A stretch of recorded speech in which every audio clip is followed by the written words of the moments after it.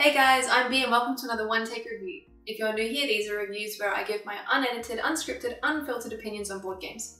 I hope to make these informative, but also just generally share my love and passion for board gaming with the community. Thank you so much for checking it out today and I hope you enjoy it. Today I'm going to be talking about Call to Adventure. Now, Call to Adventure is a storytelling game at its core. That's the mechanic that's driven, that is the mechanic that sells the game, and that's what keeps people coming back for more. If you haven't played Call to Adventure, it is a game where it has a slight tableau building feel to it. You are going to be getting cards to build your character's destiny, so you're creating a character essentially. I think what I love most about this game is that it does have a very immersive feel to it. I wouldn't say it's got a lot of strong mechanics board game wise in there, but certainly the immersion and the thematic gameplay is what sells this game to me. I mean, they have brought out a few new different versions, there's expansions of it. They've got a brand new version coming out on Kickstarter soon, which has a different theme. It has improved mechanics, it has added things in, and that to me looks absolutely amazing. But as a base game, as the first game, as the storytelling experience that I haven't found rivaled in another board game yet, I still love this game a lot. So in Call to Adventure, you will get 3 starting cards, and that will sort of give you a bit of a trajectory for your storyline. So you begin with a character starting off very early in their life. You will then progress them through the story to the next phase until they meet their final destiny. The way that you do this is interesting because there is a hero pathway and an anti-hero pathway. Anti-hero? Not sure how to say that. But yeah, there's 2 different pathways basically. And based on decisions that you make, you'll move up and down a hero or anti-hero track. This is a cool thing because it actually plays into the storyline of it. So based on where you are on that track, it will also begin to limit the types of cards that you can purchase.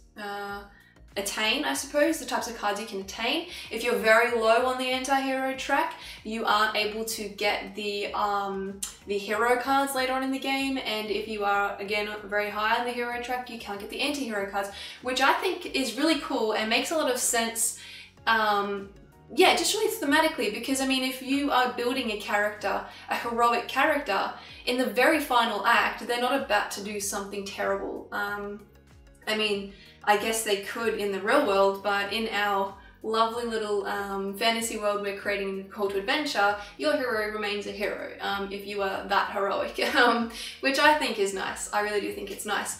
There are also other benefits to going up and down on that track. There's points, they can get you cards, like there's the hero cards and the anti-hero cards, which do certain things, so they can give you special perks or abilities. They can also mess with other players, which personally I don't love that sense of it, but I understand why it's necessary. This game also has a solo mode. I have played the solo mode twice. I didn't find it to be, it wasn't really a challenge. I didn't find it to be a challenge. I enjoyed creating my own story, but I found that I could have just sat there and done that. I didn't need to have an AI card sitting there or anything for that. It was nice though. I mean, I like creating a story. It also has a cooperative mode, which again is this. It works the same as the solo mode, and I didn't really get it. I just liked making my story. I think it's all kind of the same game. You're making a character. You're making a story.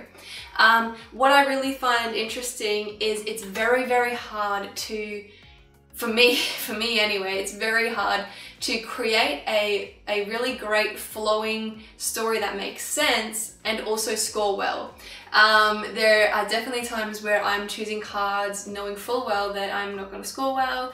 There are times where I get stuck in an act because I just can't get the cards that I'm looking for because I don't have the room capability, because I haven't built that tableau up. Because I've been picking different cards based on my storyline. So there is actually a lot of fun little quirks of strategy in there. For something that appears to be quite a simple game, I think it actually does have a good level of strategy in it.